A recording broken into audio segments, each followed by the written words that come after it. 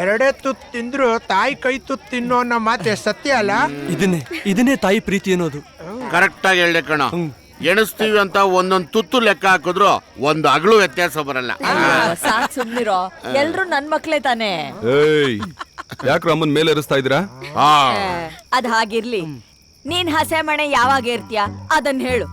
ಅವ್ರು ಏರಿಸ್ತಾರೆ, ನೀನ್ ಯಾಮಾರಿಸ್ತಾನೆ ಇರ್ತೀಯ. ಏನ್ ಯಾವಾಗ ನೋಡಿದ್ರು ಬರೀ ನನ್ ಮದುವೆ ವಿಷಯದಲ್ಲಿ ಇರ್ತೀಯ ನೀನು? ಇಲ್ಲ, ಬೆಳೆದಿರೋ ಮಗ ಹಿಂಗೆ ಓಡಾಡ್ತಾ ಇರೋದನ್ನ ನೋಡ್ಕೊಂಡು ಇರು ಅಂತೀಯ. ಅಲ್ಲ, ಇವರೆಲ್ಲ ನಿನ್ ಮಕ್ಳೇ ತಾನೆ, ಇವರೆಲ್ಲ ಯಾರನ್ನೊಬ್ರು ಮದುವೆ ಮಾಡ್ಬಿಡು.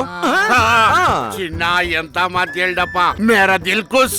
ಆ ಹುಡುಗರ ವಿಷಯ ಕೇಳಿದ್ರೆ ಖುಷಿ ಆಗ್ಬಿಡ್ತದೆ. ಮತ್ತೆ ಖುಷಿ ವಿಚಾರದಲ್ಲಿ ಸ್ವಲ್ಪ ವ್ಯತ್ಯಾಸ ಇದೆ. ಏನದು? ನಮಗೆ ಹೆಣ್ ಕೊಡಕ್ಕೆ ಯಾರು ಮುಂದೆ ಬರ್ತಾ ಇಲ್ಲ.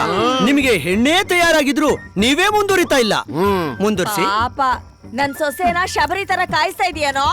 ಹಲೋ ಸರ್, ಬಡ್ಸಿರೋ ಅನ್ನನು ಮದುವೆಗೆ ರೆಡಿ ಆಗಿರೋ ಹೆಣ್ಣನ್ನು ತುಂಬಾ ಹೊತ್ತು ಕಾಯಿಸ್ಬಾರ್ದು, ಅರ್ಥ ಮಾಡ್ಕೊಳ್ಳಿ ಸಾಹೇಬ್ರೆ. ಏಯ್, ಹೆಣ್ಣು ಒನ್ನು ಮಣ್ಣು ಈ ಮೂರು ಬರ್ಬೇಕಾದ್ರೆ ತಡಿಯೋಕ್ಕಾಗಲ್ಲ, ಹೋಗ್ಬೇಕಾದ್ರೆ ಹಿಡಿಯೋಕ್ಕಾಗಲ್ಲ. ಯಾಕೆ ಅಂದ್ರೆ ಈ ಮೂರು ನಿಂತಿರೋದು ಋಣದ ಮೇಲೆ. ಅದಕ್ಕೆಲ್ಲ ಟೈಮ್ ಬರ್ಬೇಕು, ಟೈಮು.